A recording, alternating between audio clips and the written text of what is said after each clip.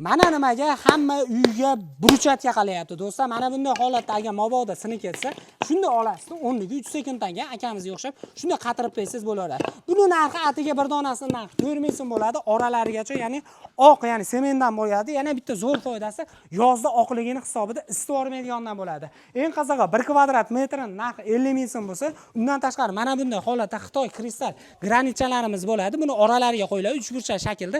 Buning narxi bir donasi 1000 so'mdan bo'ladi. 1 kvadratiga ya'ni 10 bitta ketadi, 11 ming so'm bo'ladi.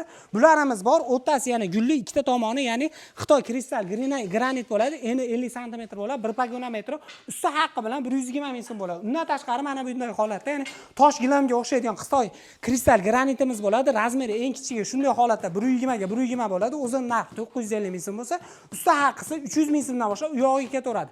Astana fasonimiz 30 ga 30 fasonimiz 1 kvadrat metr aytganimda 50 ming so'm bo'ladi. Usti haqqiga keladigan bo'lsa, 1 kvadratiga 40 ming so'mdan to'g'ri keladi. Bu narxlar ichida vodiy bo'ylab ustanovka, usta haqqi mana bunday hamma yo'g'i ichida bo'ladi. Faqatgina dastavkasi kelishilgan holatda bo'ladi. Kimgadir shunaqa sifatli burchatga xizmatlari kerak bo'lsa, akalarimiz nomerlarini qoldir deb yozdi.